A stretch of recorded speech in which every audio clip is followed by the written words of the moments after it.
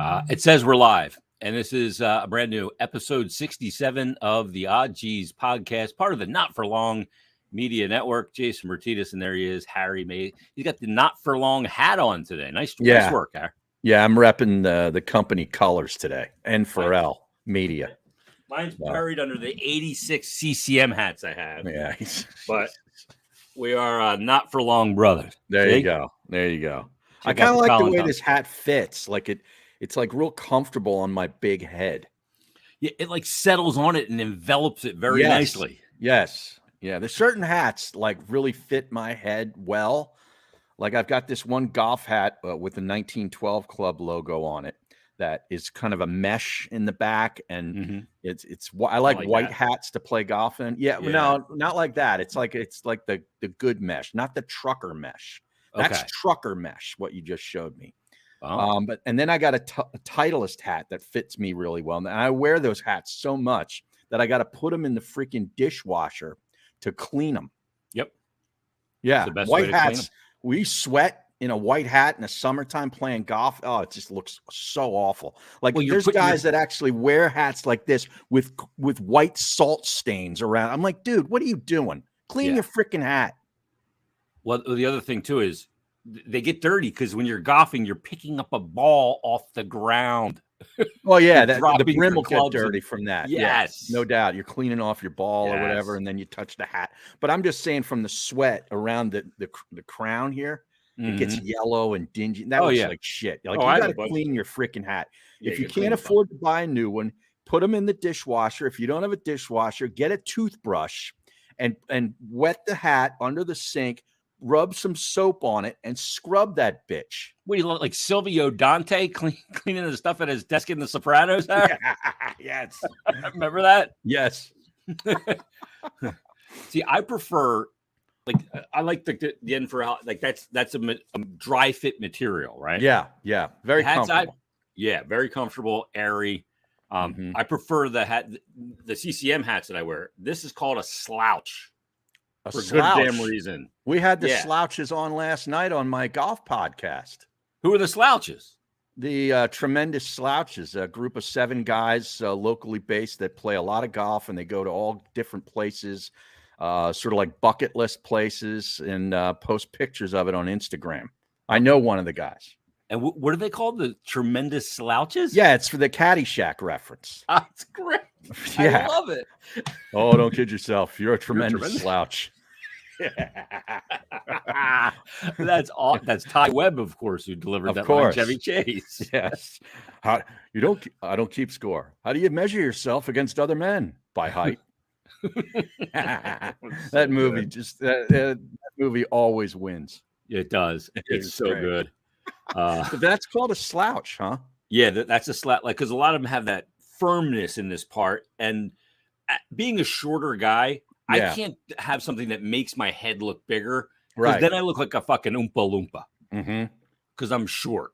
Right. So the slouch and the CCM bucket looks very good. Now, I did get an email the other day. I'm on the CCM mailing list, Harry. Okay. And I get like different emails throughout the year of, when they have stuff for sale. Like I got this one, CCM Overtime Week, and they have a bunch of stuff for sale. They got new skates and some apparel, and looks like some buckets here and all that. It's a sale. It's a marketing thing. But I got one the other day, and they had their golf shirt collection. Is that right? And I was looking at that. I almost sent it to you, Harry, because I think you'd look good on the course in a nice CCM shirt. What brand shirt is it? CCM. No. That they just put their logo on it. It's not I doubt it's a CCM shirt. I mean, I would hope they're doing like a Peter Millar, some sort of quality, shirt that they just brand and put their logo on it. Let me look here. I'm going to send this to you. All right. But they're beautiful shirts. I mean, you won't think, Harry, of hockey when you wear this shirt, because it's a beautiful shirt. Like hockey style. You're not going to go, I look like I belong in a barn. Right. This is quality golf apparel. Okay. And it looks like it's pretty reasonably priced here from their site. $39.99 for a men's fitted polo. That's very affordable. Yeah. I mean, that's borderline cheap. I think so. Yeah. Let me see. Yeah, I mean, like here, I'll put this one up on the screen. This is a nice shirt, and I think I'm gonna do a little early Christmas shopping to get that for you for courtesy of the program. Oh, they actually are CCM shirts. They aren't. Yeah. Yeah, there's one that has a skate on it. Yeah, and look at the one I got up here on the screen. I'm not sure what those little things are on it. I can't. Yeah, well, that's what I'm looking at. Like one is a skate. It looks like, and it looks like another one was like a sun. I don't know. Yeah, it's got a zip on it too. That one. It does. Yeah, it's a quarter. That they call that, Harry, a quarter zip. Oh, the quarter zip. Yeah, very popular. Yeah, the quarter zips. But I'm going to do some shopping on there for you, Harry. Jeez, no, I got enough shirts. I'm good. Let's get to the big news, Harry, because there was a shakeup, and some people were let go in sports radio and behind the scenes as well. I thought the timing of this was really weird, but let's just first mention Hunter Brody, who was on the afternoon show with Tyrone, Ricky Batalico, and Jen Scordo, I think. Yeah, and Jennifer Scordo. Yeah. Yeah. Best show ever. Best show ever. And in the afternoons, and the Fanatic took over for Mike. And he gets let go. Hunter does. And then behind the scenes, I'm not sure what Camille's title was at this point, but coach. Yeah, it's always been that. Yeah. Yeah. So Eric Camille, Coach Camille, was let go, and I think some salespeople too. I'm not sure what their names are, but obviously it sucks. And you get all the. I'm sure you got the same text. This business of sports radio that we got into, it sucks because this just happens more and more. I mean, it's always happened. Yeah. But it wasn't about just subtracting before. It was about, if you didn't perform, you got let go, and we move somebody else in. They don't do that anymore. They get rid of people and they don't replace them. Right. So this one, I mean, they're down to the barest of bones already. Yeah, and good on Tyrone, because I heard that he went on the air and basically took responsibility for Broads being let go, saying that if he's the leader of that show, and if that show performed better and won, or it didn't have to win, but it had to be, competitive. And it hasn't been competitive since the 11 months since they started the thing. And he took ownership of it and blamed himself. So, I give him credit for doing that. I do as well. When the show was announced, I immediately raised an eyebrow. I'm thinking, is that gonna win? Like, I don't know if that's gonna win. Like, I kind of had doubts about it from the start. But you never like to see anybody lose their gig. Who I know Broads does a lot of stuff on his own YouTube channel and was doing that before he became part of the Fanatic. And they kind of brought him in there and on weekends and sort of, got him into the flow, and then eventually, made him a part of this big show to replace Mike. And it's like, it's a tough spot because you never want to be the guy to replace the guy. Yeah. Like replaces the replacement. Yeah. Now, the camera's kind of in a different situation because that station is kind of an automatic. That station is basically on autopilot. Yeah. Okay. But so him replacing the guy, that's probably going to work. But as far as from us, we were in an underdog situation, and Mike was the lead show. And although, the ratings were not what they were in previous, years, it was still the show. And to replace that's a tough spot. So yeah, I mean, you're replacing so much. Mike, Mike from, God, what was it, 11 years, I guess, 12 years that he was there. You're trying to replace the habit of Mike. That's really difficult. Yeah. It's hard to do. And whereas DeCamera, when he went to mornings, it was his existing show that went to mornings. This all of a sudden wasn't an existing show. No. It was a new show made to that people had to get used to and had to like. And it wasn't like, oh, we love this show in the middays, and now they're moving it to afternoon drive. Yeah. That's a different story. Yeah. Very little people have the patience to grow with a show in today's society. You know why? Because we don't have the patience for anything. Right. Plus, they're always comparing it to the previous show. Yep. You know, I experienced this many times, you know, having worked with Bruno. Yeah. You know, it was like, oh, well, this isn't the same. It can't be the same. Yeah. Like, Nobody else is Tony. Right. How could it ever be the same? Yeah. It's different. You do the show with Bruno, and then you're working with Brian Westbrook. You're like, this isn't like Right. Tony. Yeah. What's going on here? Working with Baldies, you mean it's not like Tony? It's Right. wacky. Yeah. But different. And I had to do that dance every day at noon. Going from that show to the other show.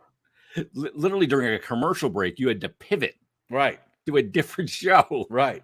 That's not easy. Right. So to go from a driver of the show that was kind of more seriously sports based with fun, don't get me wrong, to a Bruno show, which is totally, I mean, there's no rules there. And then I had to run, you know, in the sidecar with Tony and follow him and anticipate where he was going before he went there. Yeah. That's what made that show work. Yeah. Yeah. Well, let me ask you about working with Tony, because obviously, Harry, when there are shakeups in radio, I saw it all over social media. I'm sure you got text too. Put Mays and Bruno back on in afternoons. That'll save this. Yeah. That'll save the station. You know, all that kind of stuff. Yeah, that's not happening.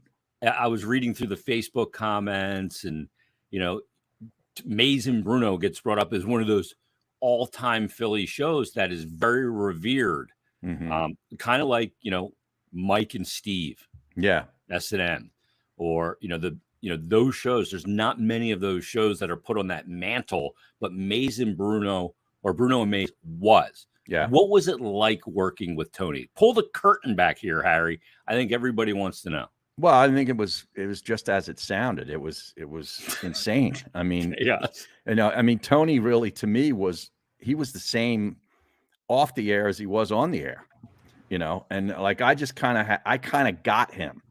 Like, you have to get him in order to be able to work with him, and you know, anticipate where he's going, deal with it, because sometimes you're like, oh, really, you know, but you got to go with it, and you got, you know, because that's what people want in the show. Yeah. Was, you know, setting up the sound drops, you know, some of the, you know, the same old punchlines or whatever it was. That was comfort food for the people that loved the show. Yeah. You know, and you had to let him. Yeah. I think this was important. You had to let him have his shticks, you know, Mm-hmm. you know, the bumpty bumps. Yeah. You never wanted to try and weed that out of him. No. He needed those were his comfort blankets. Yep. And it was a lot of timing on that show. Like, big time. You had to really sit back and like, I want to say something, but I know this isn't the right moment to do it. Yeah. Like, wait, let it breathe. Give him an extra second, because he might come up with the beautiful, you know, or something else, and you don't want to step on that. Yeah, you don't want to ruin a pregnant pause. Beautiful, man. Yeah. Hey, Tony, how you doing? Let me check. Beautiful, man. Like, you know, so many times did I want to come in there and say something. Yeah, like, you've got to be faster. Yeah, like, are you serious? I'll tell you, like, I didn't know you. I didn't know Tony, you know, personally at all. Yeah. When I got let go from WIP, and I remember listening to the show when I was doing some driving for a job I was doing for an ad agency. I was doing a bunch of voiceover work for him, so I used to go up there every day, and I would listen to the show, and I'm like, I thought that timing was like right there all the time with you two. Then I remember they made the change, Harry, and they moved Johnny Marks in, and we know John's a friend. Yeah, he's been on this podcast. But John and Tony's timing never worked. And I just felt like I constantly was being headbutted listening to those two after listening to you and Tony. That's when I was on the Maze to Midnight. Yeah. Yeah. That was an adventure. I tell you, I didn't like having to wait around all day. Like, you're waiting around all day to go to work. Like, that was the part of that really kind of, I didn't like. Yeah. I've said that to people too. When you do nights in performance work, right? People go, well, you just chill out all day. I go, no, you can't. The mentality in your head is, I got to go to work. Yep. And I'm also like, what am I going to talk about? I mean, I'm constantly was searching for things, you know, ideas. Yeah. So basically you're working all day, and then you do the show at night. Yeah. Yeah. So best to everybody that was let go. And yeah. And, you know, when I got let go, you know, a lot of people had the same feeling like, holy shit, what am I going to do? Mm-hmm. Now, Broads isn't north of 50 or in his 40s like I was, Mm-hmm. or when you left, you were north of 50. I think Camille probably is. I'm not sure its exact Yeah, I age. don't know. But I mean, it's fucking scary. Like, Camille's got kids. You know, Mm-hmm. you're just like, holy shit, what am I going to do? Yeah. You know? Will he have to get rid of the Czechoslovakian Mercedes now? he may need to downgrade, Harry. He might have to downsize a little bit. They used to call that thing the Czech. That's what I used to. It was always in refer the to. shop. I know. I'm like, is that a real Mercedes? I think that was made in Czechoslovakia, not He Germany. bought an emblem, Harry. So best of those guys. I think Broads Hunter will be totally fine. He's in this new media world already and always was with the YouTube stuff. I think he'll be fine. But everybody else, best of luck. It sucks, and I don't know where the whole thing's going. Yeah. You know, we talked about it on Mikey Misses Pod. You know, I think that station should just focus on-demand content, basically. I would put on like 7 2-hour shows and then podcast them. I wouldn't even care about the live audience. It would just be a device for me to record all my stuff and pump it out on demand. Wow. And I would make people listen to my stuff on demand. And are there any other stations like that you know of? Because that's a concept that I've never even heard of. Yep, nobody's doing it yet. I'm telling you, Harry, I'm ahead of the game here because the sooner you realize you cannot change people's lives and when they can and listening habits. Yeah. Yep. Yeah. The sooner you can do that and give them the stuff that they can take and listen when they want, right, the better off you're going to be. Now, people go, well, you're doing podcast radio. They podcast their shows. Yeah, but podcasting a 4-hour show in on-demand format is overwhelming to people. They got to realize in this format, you have to deliver less because if you deliver too much. I'm all about that. Yes. I was always about that. That is why you are excelling at on-demand, Harry. I'm like, less is more. But it is because people consume on-demand content episodically, like a TV show. Right. They won't watch episode 5 until they've watched episode 4. But if episode 4 was too long and they can't listen to that, they don't go on to episode 5. It overwhelms them, and then they're out. You've lost them. Right. So just deliver them, and don't go on just for the sake of going on. There's one rule when it comes to podcasting that I tell people that I believe: the show is over when the content starts to wane. Get off. Right. You don't need to stretch an hour. You got 17 minutes in you. Good. I like this. 68. Good. I like this idea. Yes. Harry's the president. Oh man. Yeah, just crazy stuff over there. And one thing I did want to bring up too. I put out this tweet the other night, the day I guess that all that went down. I just put 2 random tweets before I go off to bed. And one of them was about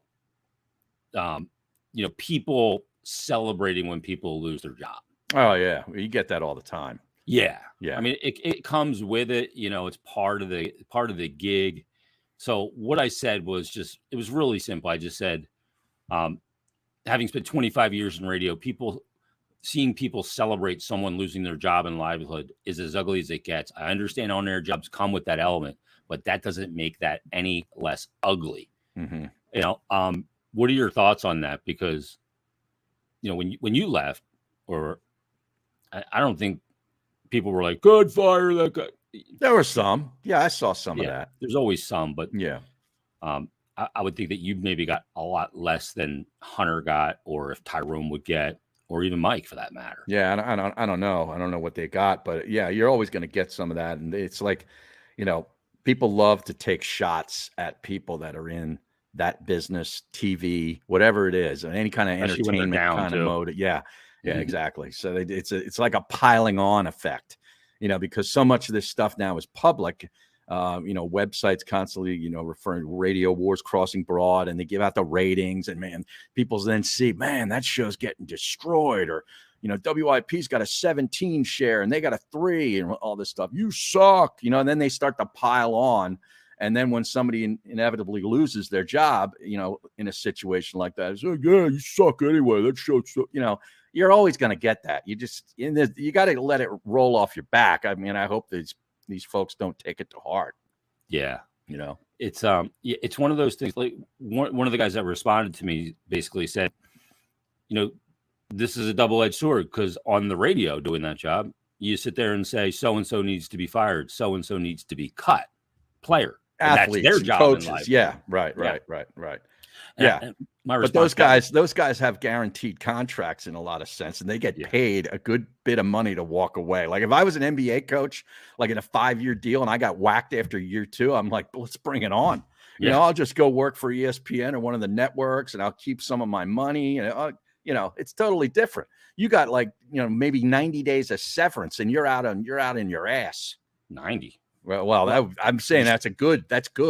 Yeah, 30 days maybe. When I got let go, Harry, I was let go on Halloween at probably 3:30 in the afternoon by the time I got back to the station from the remote. Go. And I lost my benefits that night at midnight. Wow. I have 3 kids. You're on the Cobra?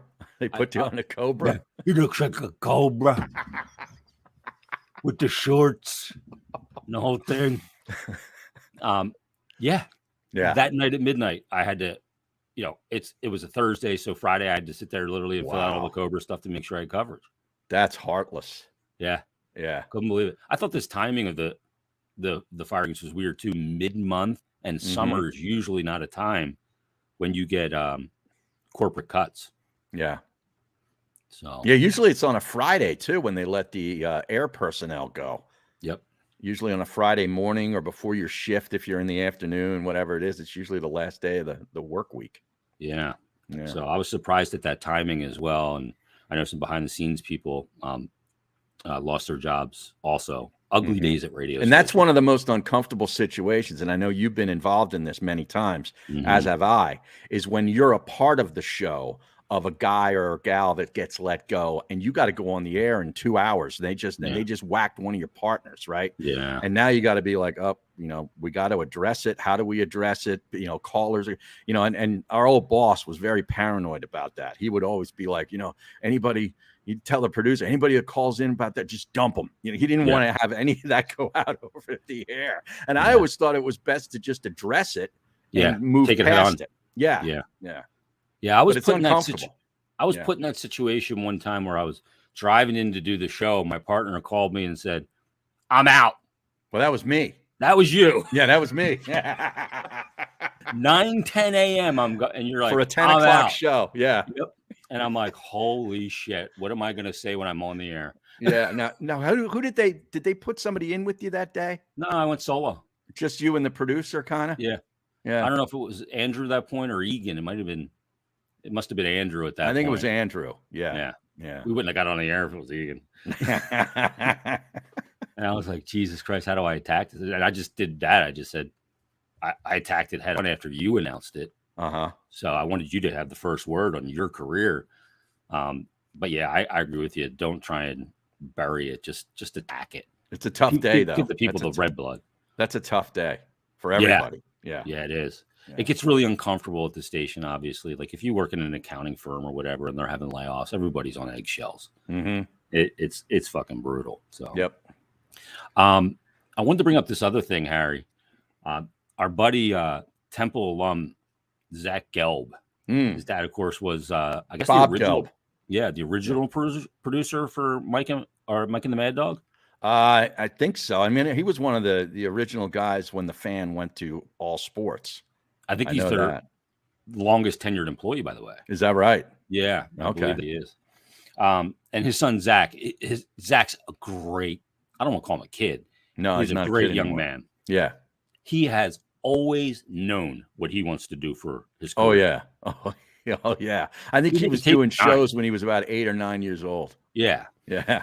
And obviously he had a ton of exposure. He was in the studios quite often with Mike and the Mad Dog. Up in New York and CBS National and all that stuff, which is where he works now. Yep. So, yeah. And we brought him in one year. I was like kind of getting in touch and getting to know him a little bit. And when I was Fanatic, I told Hagian about him. Like, let's bring him in. We talked to him. We bring him in to conference. Come on here. And came in and, Zach was looking for some work at the time, and we brought him in to do the Eagles postgame show. Mm-hmm. He hosted the postgame show that year. And like he came in and just blew Matt's doors off, just like he had a passion, Mm-hmm. like he was, and he's into this kid. Yeah. But Zach's doing very well. He's got that national show, and he gets really big guests on.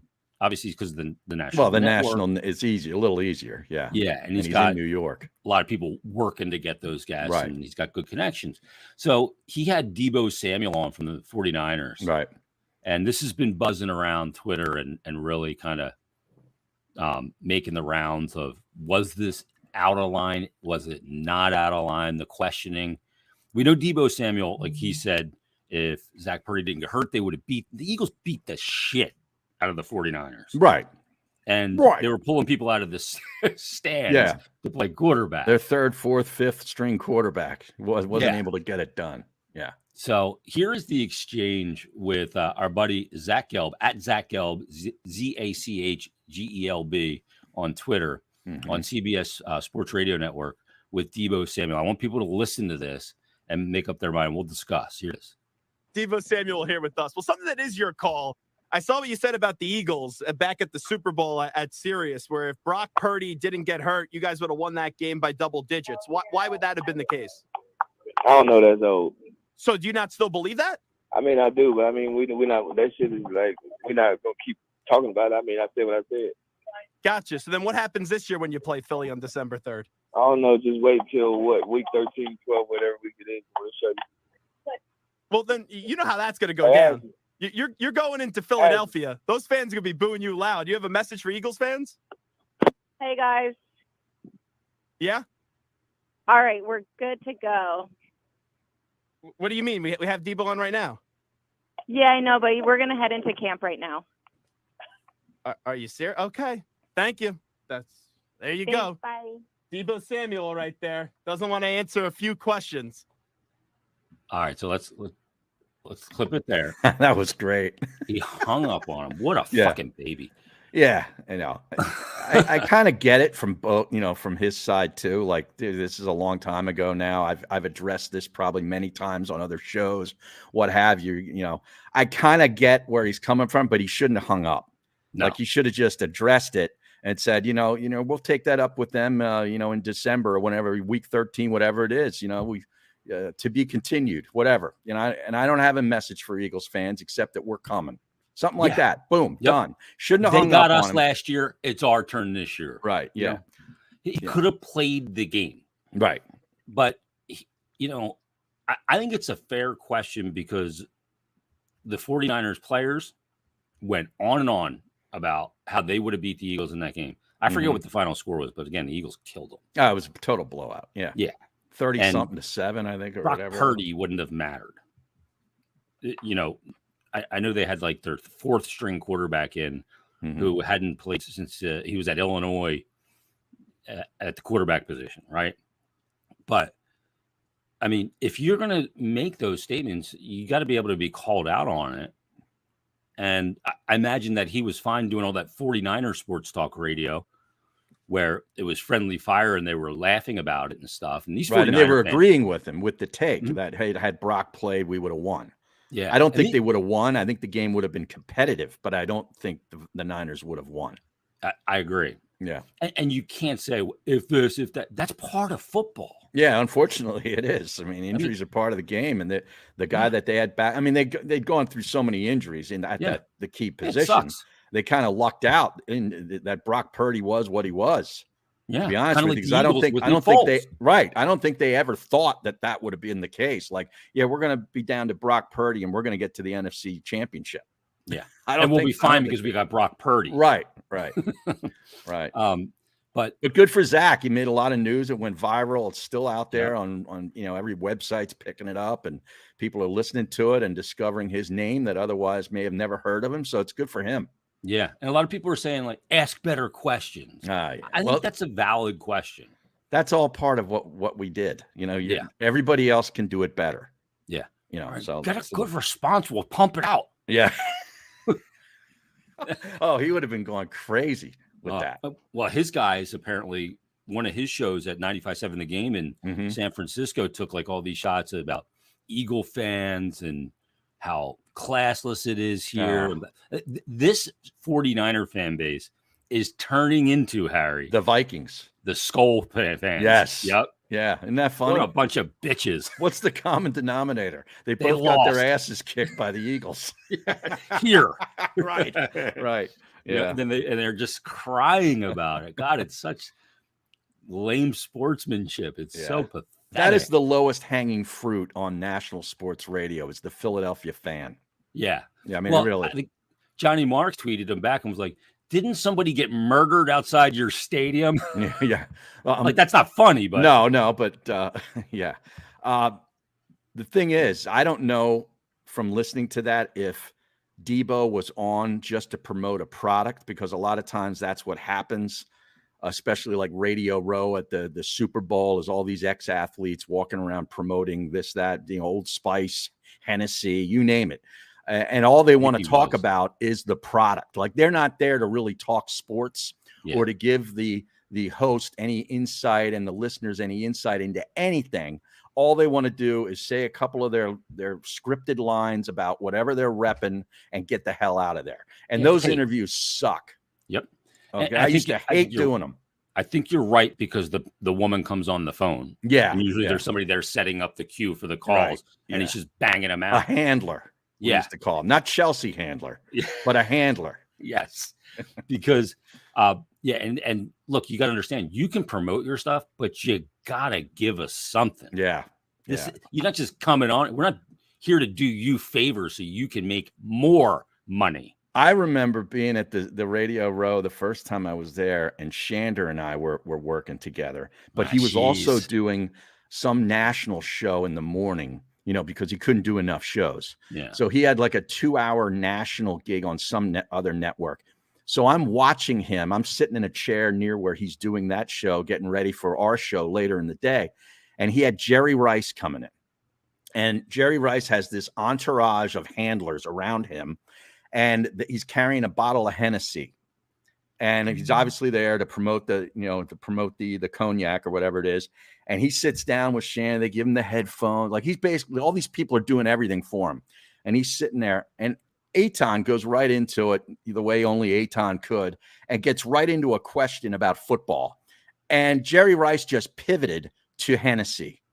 And that's all Eitan kept trying to ask questions, and he just kept pivoting to Hennessy. Eventually 3 minutes went by. No longer than 3 minutes. Took the headphones off and got up and went to the next station. And that was all it was. And I'm thinking, like, is that real? That's not good radio. That's awful. You're putting that guy Eitan in a bad spot. Yeah. And they don't give a shit, because they're just making their money to promote the product. But it's not good radio. No, it's lame. That's why I was always against going to that stupid Radio Row bullshit. Oh, you gotta be there. It was fun once or twice, but I've done it. I've been there, done that. Now, Colin Berger brings up a great one here. Hey, Digger, I hate to do it to you. We're up against it. And I hung up on Digger Phelps because he was going on and on. He had a book out, and me and Rob Ellis were working together at the time.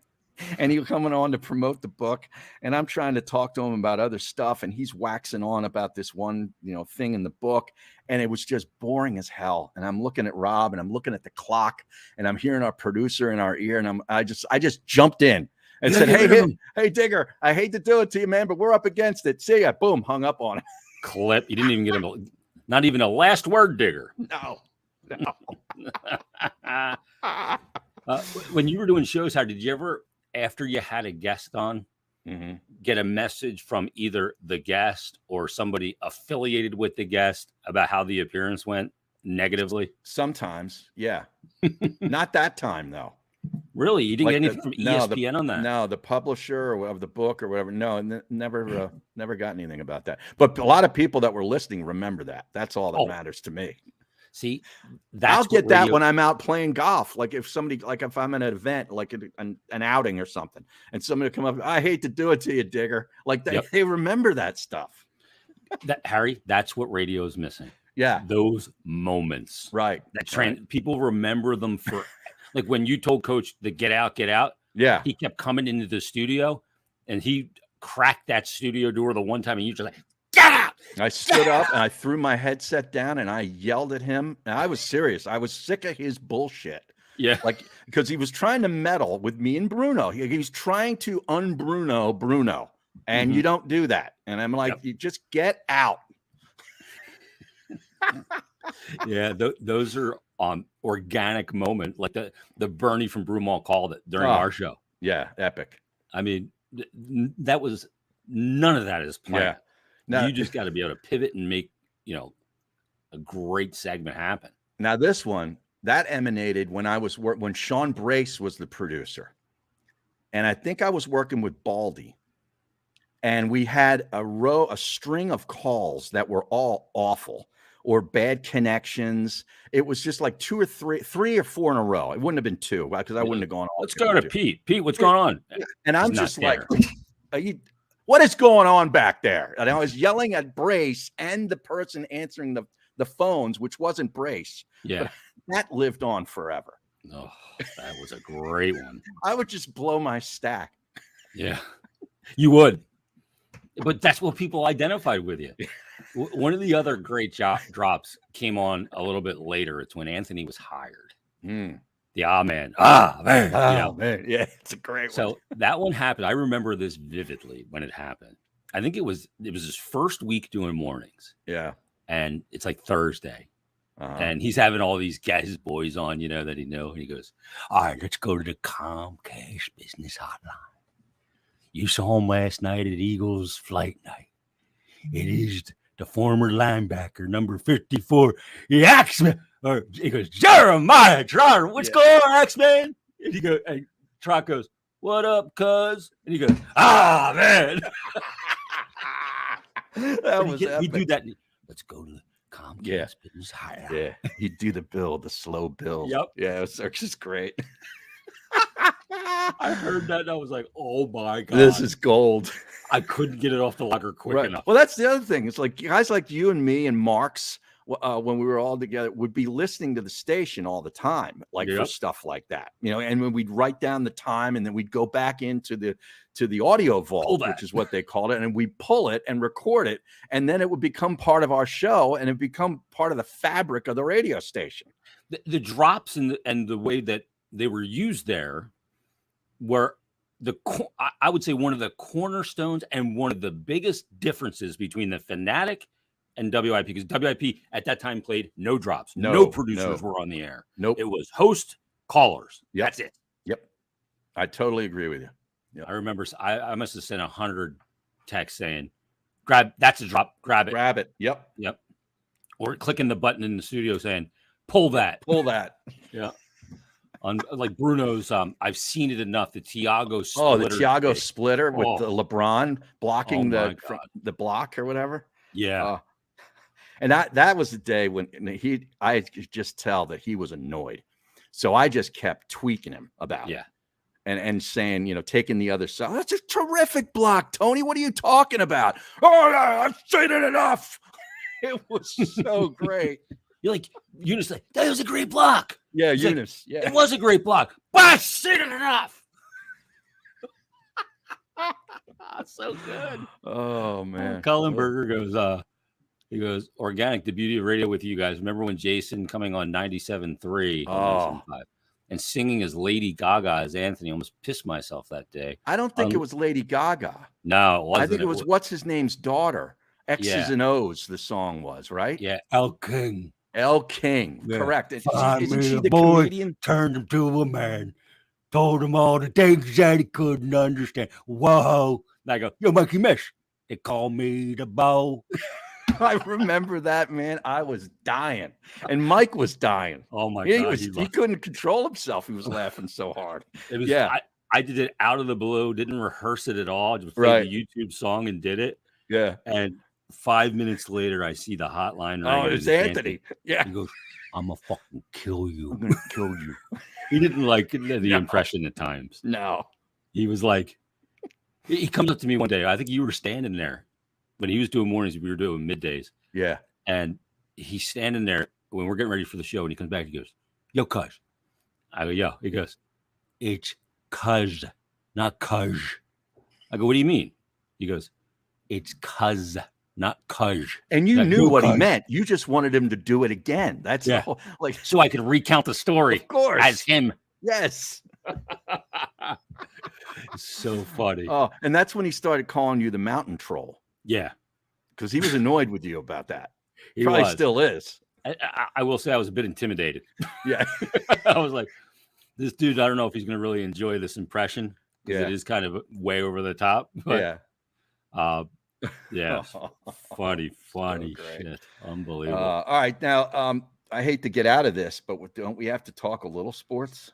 Well, let's tell the people about Fudge Kitchen first, then we'll get into some sports because our All Fudge right. Kitchen's our great sponsor, the original. Yeah, the original Fudge Kitchen, the original and official sponsor of Not For Long Media and the OGs podcast, a staple at the Jersey Shore. Jason was just down there a couple weeks ago at their Ocean City location. You can also catch them in Cape May, Wildwood, and Stone Harbor.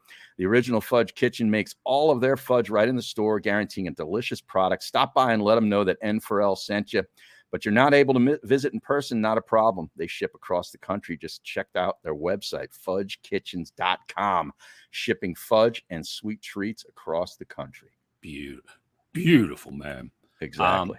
So what did you want to talk about? You asked a question. Do we have to talk about some sports? No.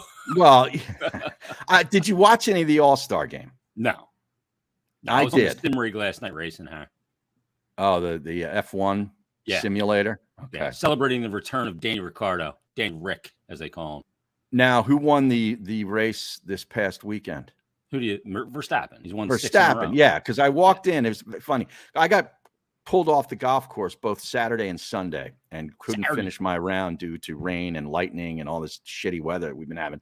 And the one day I walked in, I think it was Sunday, they had the race on, and a couple of the bartender and a couple of the other guys are really into it.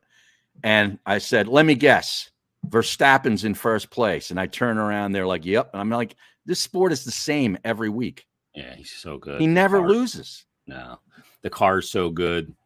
And he's just, I mean, he's the best driver in the world right now. And they just, nobody can keep up with him. I mean, he led like 5 races, like 200 and some laps before relinquishing the lead 2 races ago. I don't know what kind of ratings they get, and I know in other parts of the world very it's a well huge now thing.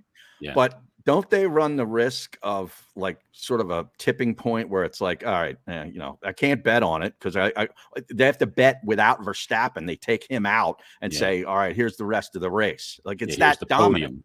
Right. Yeah. Predictability in sport is usually a death knell, because you want to think that anything can happen. Right. And in a race, obviously it can. I mean, you can get taken out, you can have engine failure, all those things, but that hasn't happened to him this year. Mm-hmm. They've had great reliability, performance. He as a driver is just I mean, they've won every race. Red Bull Racing. Red Bull. Been either him or Sergio Perez. So, yeah, it's been really predictable. That was a good race because there was 2 Brits behind him. And, one in Lando Norris finished second in the McLaren, who was a gong show earlier this year. Great race.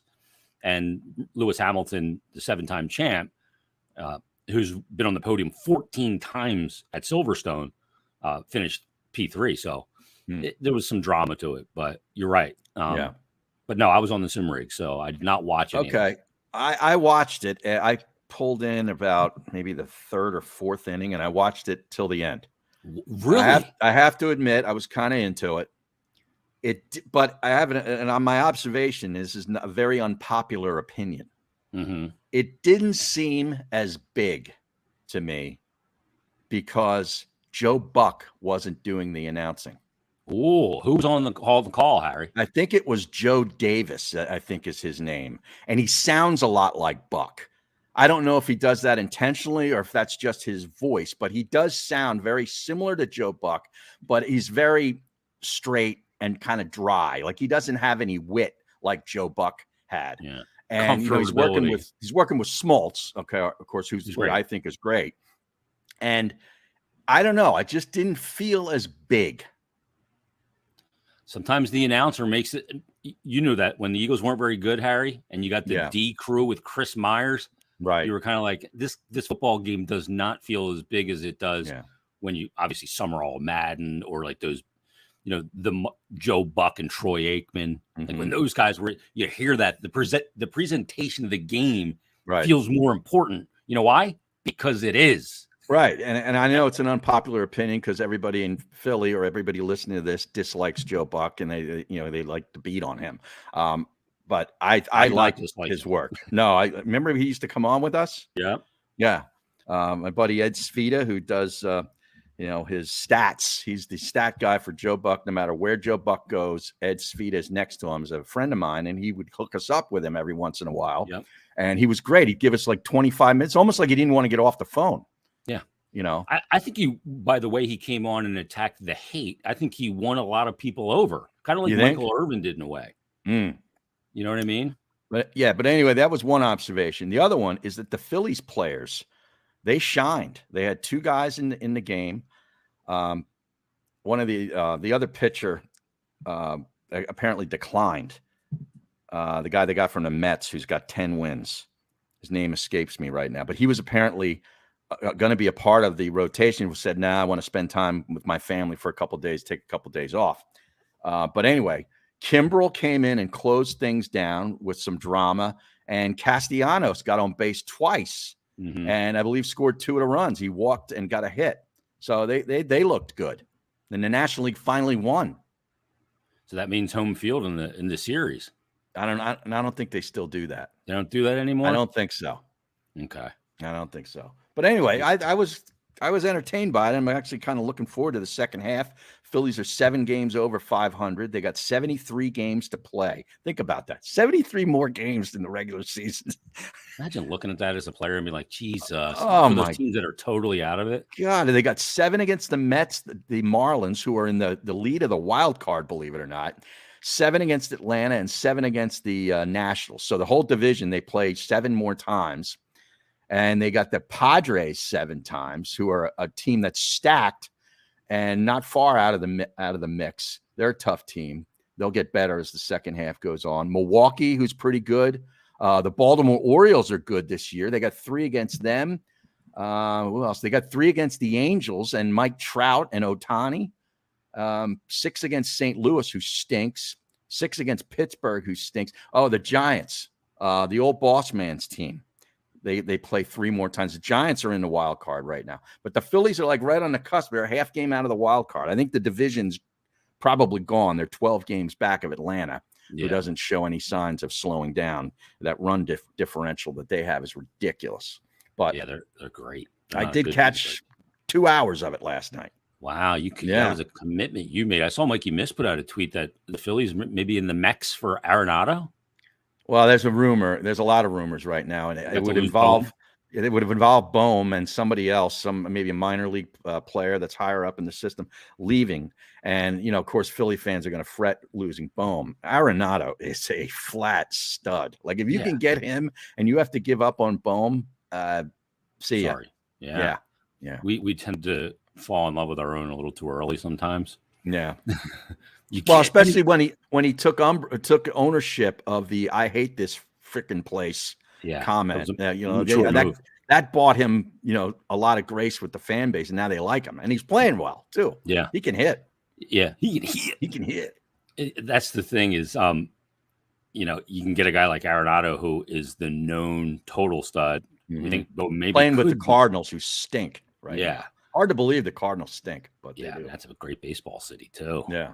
So, you'll get, as I like to call it, Harry, games of consequence now. Right. Yeah. 73 games of consequence. Yeah. Maybe not 73, but you're going to get a couple in there. Right.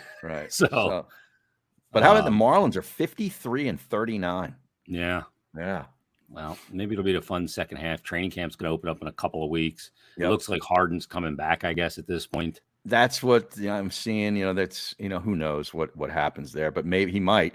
I saw this the summer league, which you can never put any stock into, but I saw a lot of highlights of this Terquavion Smith that the Sixers picked up from NC State. He was undrafted.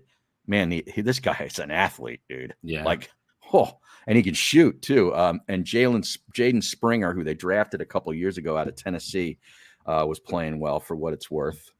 Maybe they'll be a part of the bench this year, but I was looking at that. And what else? Oh, the NBA is instituting a flopping foul now, specifically for flopping. Good. You get like an unsportsmanlike foul or something, and the other team gets the ball and free throws or whatever. So that's pretty good. Two But it leaves it technical? up. Yeah, I don't know. No, I don't know if it's a technical or just like an unsportsmanlike foul. I don't know, but they're trying to crack down on it. Is the point? Yeah, good, Yeah, because yeah. it looks bad. Yeah. Well, the only other thing, it's a very subjective call though by the referees. Yeah, because you can be caught flat-footed in a way. It looks like you're flopping, but Right. you just weren't on your balance, and it would take a feather just to make you fall over. Right. Like Bill Lambier was great at that. Like he was Mhm. always flopping like a fish out of water. Great Bill Lambier.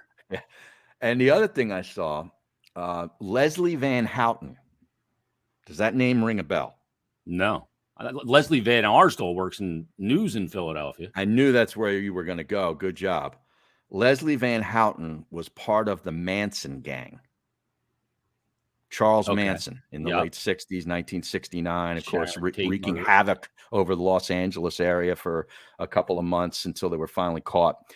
And she was released from prison yesterday, I believe. That's the first one to be released then, right? 53 years in the joint.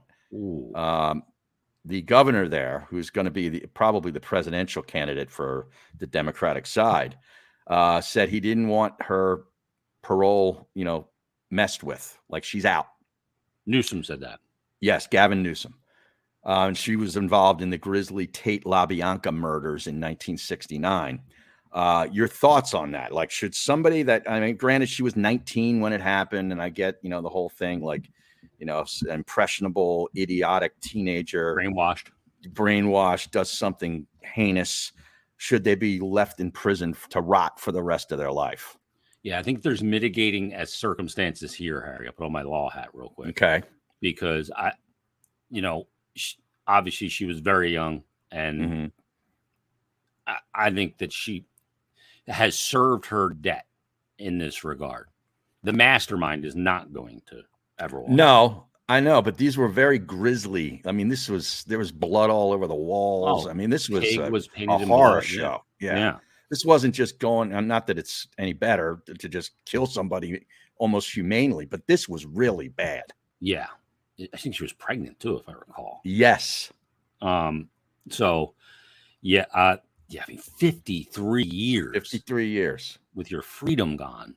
Oh my God, that's a long time. I mean, I don't know how you readjust to society after that, to be honest with you, but that's her problem. There is no adjustment because she doesn't know what society is. It's sort of like the old guy in Shawshank. Remember when he gets paroled and he just doesn't know how to fit back in and he kills himself. Yep. Some people that became normal for them. Right. That was that. Right. That's what they became their norm. The new normal is, then you get left out and you're like, man, I'm a 70-year-old, old person. And now I'm back in society. What do I do? Yeah. I have no idea how to live this way.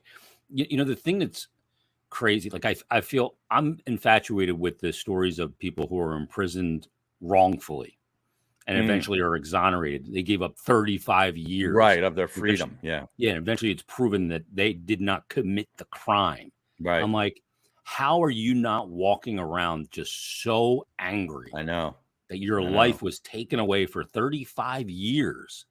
You're eating crap, living in those conditions for something that you did not do. Right. Like we've all said, I didn't do it. Yeah.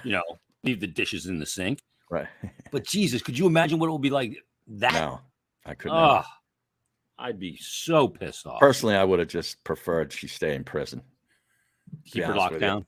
Yeah. I mean, what's the point in letting her out at this point? Seriously. Yeah. Well, I think we wrap it up there, Harry. All right. I think we're at the barometer now of, okay, we got nothing else. Okay. I'm with you. You may have been there a little earlier. You're like, do we have to still keep going? Do we have to talk about sports? But you had some good things to say. So yeah. Great stuff. Let's wrap it up. Soon we'll have football. Soon. Yeah. It's right around the corner. It's crazy. Yeah. I've had enough of this weather, by the way.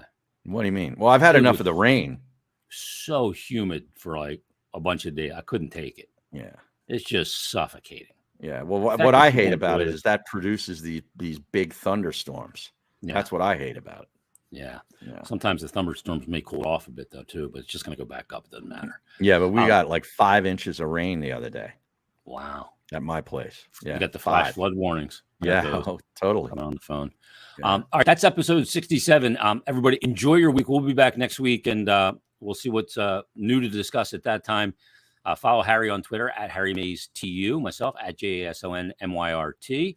Harry's on. You're on Threads as well. What's your handle there? Yeah, I tell you, I'm already over the Threads thing. I think. Yeah, I have no habit with it. Yeah, I don't. I mean, I've posted a couple of things, and I find myself almost like forcing myself to do, and that shouldn't be. You know, I think it's over. He had a day. Yeah, Zuck had a day. Shitload of signups. Yep. But yeah, it's not a habit for me. No. If Twitter went away, Right. maybe it would become a habit, but it hasn't yet. Mhm. So we'll be back next week. Leave us a 5-star rating and review. Maybe we'll read some reviews next week. And by the way, I got to get Tommy Conwell on. I got a message from Tommy. Yeah. We had David Usickinen on a couple weeks ago. He didn't even hear that episode. I sent it to him. Oh, really? Oh, David's on this one. I'll check it out. I'm at the Phillies game right now. But he sent me this text totally out of the blue. He says, Jason, I've been sleeping on the Odd G's podcast, but I'm a listener now. You guys are the only schmucks in the world who I'll listen to sit there and bullshit. Love you guys. Love Harry's take on NBC. Fantastic. Your appearance on Missing Ellie's pod was his best episode ever. Keep it up. Talk to you later. Wow, that's a great rating and review. Now, did he give us a 5-star rating, though? He gave a thumbs up in there, too. Okay. So we may have to get him to do an iTunes one. And I said, we got to get you on, and we got to get you to be able to play when you're on. Right. He said, you tell me when and where. Wow. Maybe he could do sort of a theme song for us. Yeah. That would be pretty good. Yeah. Yeah. He's now your man. It was, I'm not your man. Now he is your man. That's great. So we'd love to get Tommy on, and he's a great guy. Yeah, he is. And I loved working with him. David and the Hooters are killing it, from what I understand, over in Europe right now, Germany. Yeah, we're gonna have to get a post-tour update from David as well. Yeah, when they come back to the States. Yeah, for sure. Yeah. All right, that's episode 67. Everybody have a great day. We'll talk to you.